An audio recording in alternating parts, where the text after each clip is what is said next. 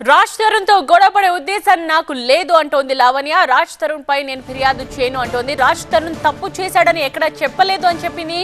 నాకు రాజ్ తరుణ్ కావాలి, ఇదంతా అతని కోసమే అంటోంది లావణ్య. రాజ్ నేను 11 ఏళ్లు కలిసి ఉన్నామని చెప్తోంది లావణ్య. వేరే వాళ్లతో ఉండి ఇప్పుడు నన్ను వద్దంటున్నాడు అని వాపుతోంది. రాజ్ తరుణ్ ఫోన్ లిఫ్ట్ చేయడం లేదు అంది లావణ్య. నా దగ్గర అన్ని ఆధారాలు ఉన్నాయని చెప్తోంది.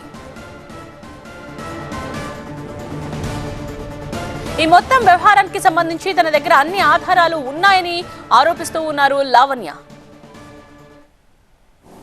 నేను ఒక ప్రాబ్లం అని వచ్చాను. ఆ ప్రాబ్లం అని వచ్చింది మెయిన్ అది వెళ్ళకుండా ఒకటొకటి లింక్ వచ్చి దానికి ఒక క్వశ్చన్ అండ్ నేను ఒక ఆన్సర్ చెప్తుంటే ఆన్సర్లో నుంచి ఇంకొకటి అలా వేరే దారి ఉన్నాయి సార్, డెఫినెట్గా ఉన్నాయండి. ఇప్పుడు నేను ఇందులో రాజ్ తరుణ్ తప్పుడు వాడు అని కూడా బయటకు వచ్చి చెప్పలేదు. నాకు 10 ఏళ్ళు నుంచి ఉన్నాను, వెళ్ళిపోయాడు అని చెప్పిన దాని తర్వాత అతను వచ్చి నా గురించి తప్పుగా మాట్లాడిన తర్వాతే నేను ఇది మాట్లాడాను. అండ్ అతను మాట్లాడాడు కాబట్టి నేను ఏదో తప్పుడు పేర్లు చెప్పలేదు. నేను ఎవరి వల్ల అయితే ఎఫెక్ట్ అయ్యానో ఆ పేర్లు మాత్రమే విత్ ఎవిడెన్సెస్ ఉన్నాయి కాబట్టి నేను రేపొద్దునైనా సరే మాట తప్పకూడదు అన్న దగ్గరే నేను ఆ పేర్లు ఎత్తాను. మిగతా వాళ్ళు ఎవరైతే ఉన్నాయో నేను చెవుల్లో విన్నవి ఇలా చూసి వెళ్ళిపోయినవి నేను ఆ పేర్లు కూడా చెప్పట్లేదు.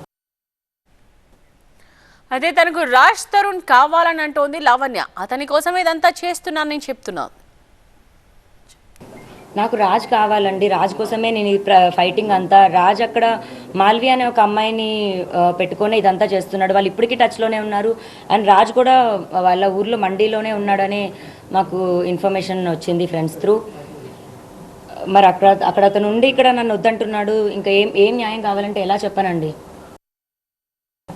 మాట్లాడే మాటలో అరే నా కుక్కలను కూడా ఇప్పటికీ పెంచుతుంది కదా, నా తల్లిదండ్రులు సాకింది కదా, నా తండ్రికి సేవ చేసింది కదా, రోగం వస్తే నా తల్లికి చేసింది కదా సేవని, కృతజ్ఞత ఇంగిత జ్ఞానం లేకుండా ఆ విషయాలు ఒప్పుకుంటున్నట్టే ఒప్పుకుంటూ తన తప్పును తప్పించుకోవడం కోసం ఈ అమ్మాయి మీద తప్పును నిందలేస్తా వెళ్తా ఉంటే ఈరోజు కోర్టులో ఆ 2 డ్రగ్ కేసులకి సంబంధించినటువంటి క్వాష్మెంటు మాల్వి మల్హోత్రా పెట్టిన దానికి కూడా చేసాం.